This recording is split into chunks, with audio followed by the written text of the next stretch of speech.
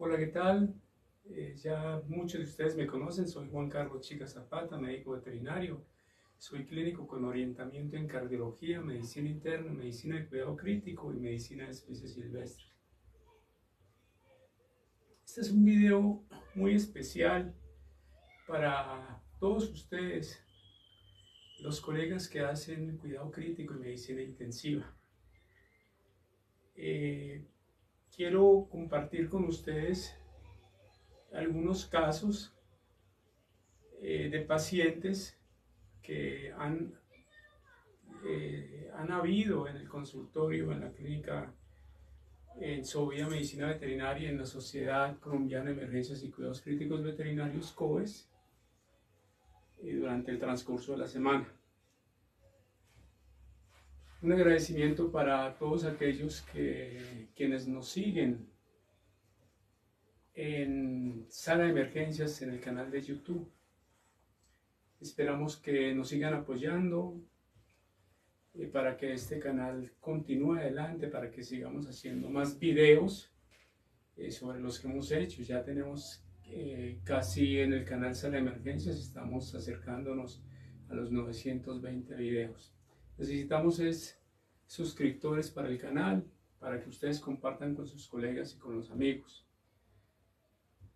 Aquellos médicos veterinarios que realmente no les interesa la medicina de cuidado intensivo, medicina crítica, pues sí me gustaría que lo hicieran conocer y le damos espacio a otros colegas. Las nuevas guías de la TLS a TLS han modificado un poco los estados de shock. Anteriormente se hablaba de shock hipovolémico, shock séptico. Realmente el shock séptico es el shock que más se presenta en el shock distributivo, en donde encontramos el shock inflamatorio, el shock anafiláctico, el shock neurogénico. Tenemos el otro tipo de shock que es el cardiogénico y el obstructivo. Pero hoy en día, las nuevas guías de la ATLS, las nuevas guías para shock, han clasificado el shock, ya no se dice hipovolémico, sino hemorrágico. Inclusive el shock distributivo ya lo tienen en cuenta como un shock neurogénico y como shock séptico. Está el shock cardiogénico y está el shock obstructivo. Nos llega un paciente, pastor alemán, por un accidente de tránsito callejero haciendo un trauma craneoencefálico. Paciente que al momento del ingreso a la clínica se le realiza el triage. Recordemos que triage viene de la palabra triaje, que en las épocas napoleónicas se les ejecutaba a los pacientes para valorar los pacientes en guerra que requerían algunos atención inmediata y algunos podían esperar. Entonces de ahí viene la palabra triage. Se le realiza el triage, el paciente es un paciente de atención por una emergencia hospitalaria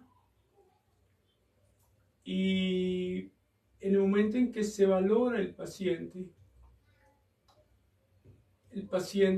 tenía una presión arterial de 144/90.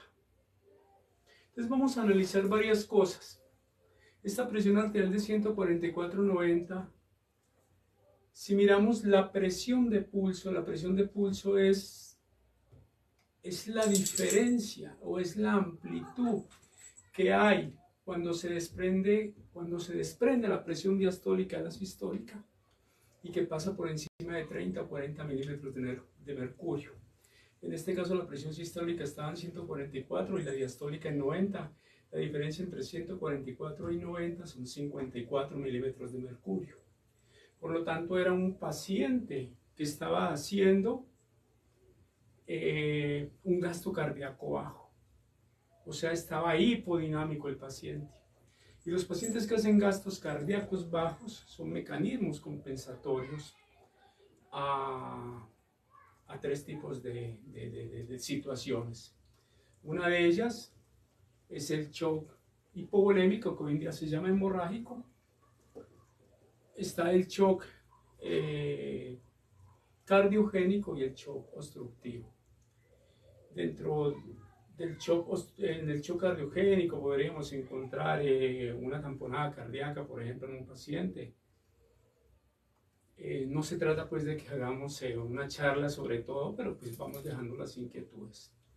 El shock obstructivo, pues podemos pensar en un paciente que hace una enfermedad pulmonar obstructiva crónica, una tromboembolia pulmonar, un SRA, que es un síndrome de diestrés respiratorio agudo, y una insuficiencia respiratoria como tal. Continuamos auscultando el paciente y pues vemos que el paciente está perdiendo líquidos. Esto le causa una hipovolemia, una hemorragia, y la presión de pulso en este paciente pastor alemán de 7 años de edad, hembra, habíamos dicho anteriormente que la presión de pulso estaba, o sea, la diferencia entre la presión sistólica y la diastólica estaba muy amplia. Se había desprendido la presión diastólica de la sistólica y estamos haciendo una presión de pulso de 54 milímetros de mercurio. Los pacientes que cuando se le toma la presión arterial pasan de 30 milímetros, la diferencia en la presión de pulso es de 30 y quizás 40 y más de 40, en este caso 54, son pacientes que están haciendo un bajo gasto cardíaco como mecanismo compensatorio, o sea, están hipodinámicos. Es una de las causas que hay que averiguar, es si el paciente está en un shock hemorrágico, en un shock hipovolémico, digámoslo así, está en un shock cardiogénico o está haciendo un shock de tipo obstructivo.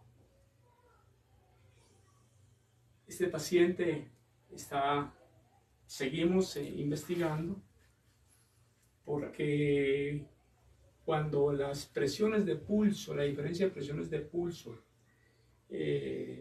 son de menos de 30 milímetros de mercurio, por decir un ejemplo, un paciente que haga una sistólica de 120 y una diastólica de 100, la diferencia de presión de pulso son 20 milímetros de mercurio. Estos pacientes están haciendo un alto gasto cardíaco y están hiperdinámicos. Entonces, ¿qué hay que buscar, colegas? Hay que buscar en el paciente crítico, hay que buscar que no sea un shock séptico que tenga el paciente, que no sea o un shock distributivo. El 70% son shock sépticos, que no sea un shock neurogénico, un shock de tipo inflamatorio. ¡Se va la primerita!